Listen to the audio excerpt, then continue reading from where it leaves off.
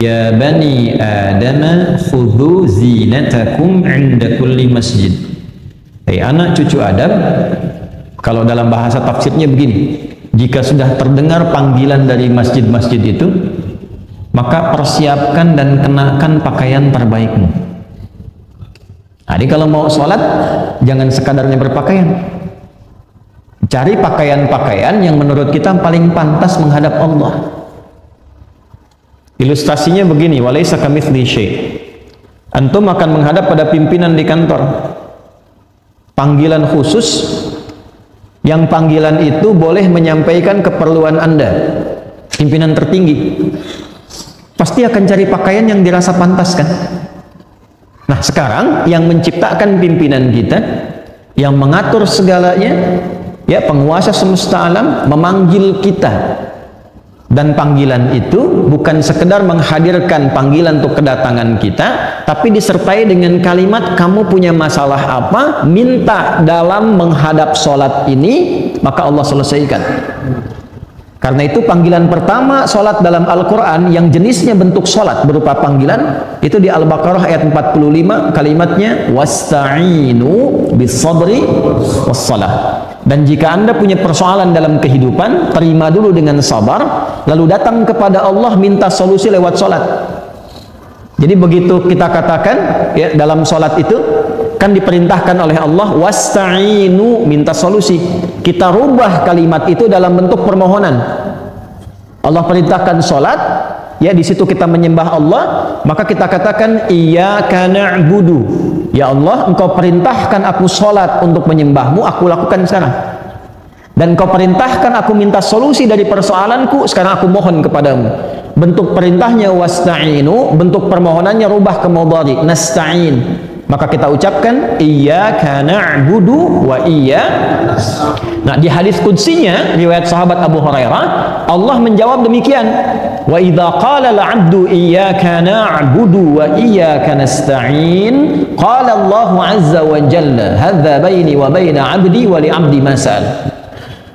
Kalau sampai kita kebacaan itu mengucapkan iyyaka na'budu wa iyyaka nasta'in, maka Allah langsung menjawab. Lihat kalimatnya di hadis qudsi, ini perjanjian antara aku dengan hambaku. Kalau hambaku benar menunaikan sholat sampai kalimat ini, maka apapun yang dia minta aku kabulkan saat ini. Nah, jadi nanti ada 4 keadaan dalam sholat, boleh dicatat ini ya, 4 posisi dalam sholat itu yang menjadikan doa kita terkabul dengan cepat.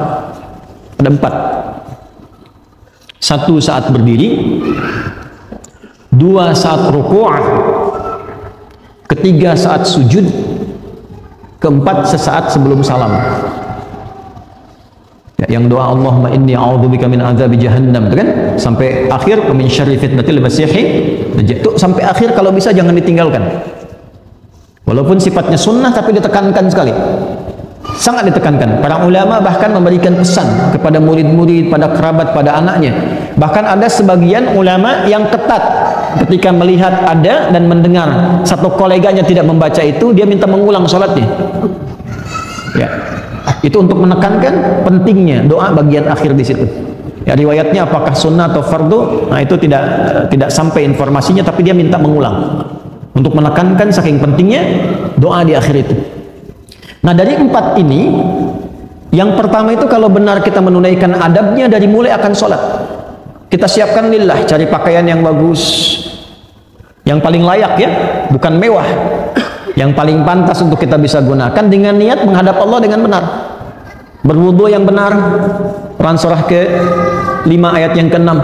Ya ayyuhalladzina amanu idza kuntum ila shalah famsilu wujuhakum wa aydiyakum ilal marafiq wamsahu ya bi ru'usikum wa arjulakum ilal ka'bain. Yang pokok ada 4. Beda antara tayammum dengan wudu.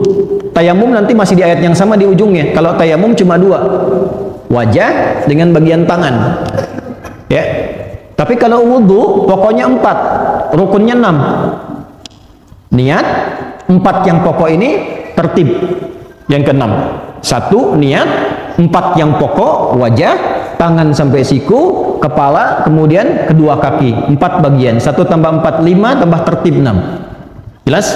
Jadi nggak sama dengan tayamum. Tayamum cuma 2. Kalau airnya sedikit, usahakan yang pokok dulu yang 4. Kalau tidak mampu atau digunakan pada hajat yang lebih besar, baru tayamum. Jelas? Kita wudhu dengan baik, kenakan pakaian yang baik, lalu memulai sholat untuk menghadap Allah dan merasakan kita dipanggil, mungkin panggilan ini panggilan terakhir. Wa annahum ilaihi raji'un. Quran surah 2 ayat 46. Kalau sholatnya seperti itu, mengharap ridha Allah dan punya sifat merasa diawasi Allah, ihsan. An ta'budallaha ka'annaka tarahu fa illam takun tarahu fa innahu yarak. Kalau dia punya adab sholatnya ingin dilihat Allah, bukan ingin dilihat makhluk. Awas. Ingin dilihat makhluk, riya, disebut celaka. Fawailul lil musallin alladzina hum an salatihim sahun alladzina hum yuraun. Ada orang salat ingin dilihat makhluk. Kalau Allah sampaikan itu pasti terjadi. Ya. Imam merasa bagus suara, dipuji oleh makmum, maghrib dipuji, begitu isya setan datang tuh, liukin dikit deh. Ya. Nah, itu awas jangan dikira jadi imam mudah. Ya, antum sholat Jumat nunggu khatib naik misalnya kan. Nah, kalau saat masih belum banyak orang biasa, ketika banyak orang lihat tuh, berubah nggak cara takbirnya? Oh. Hah?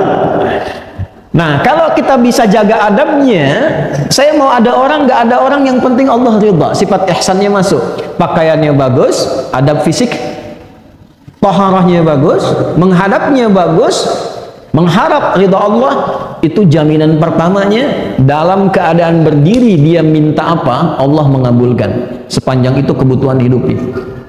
Nah, nanti sanad ilmu untuk jawaban berdiri ini ada di Ali Imran, kalau di Quran ayat 38 sampai 39. Ya, Nabi Zakaria itu minta keturunan, padahal istrinya divonis tidak mungkin punya keturunan secara medis karena maaf monofos dan mandul. Itu mintanya saat berdiri dalam sholat.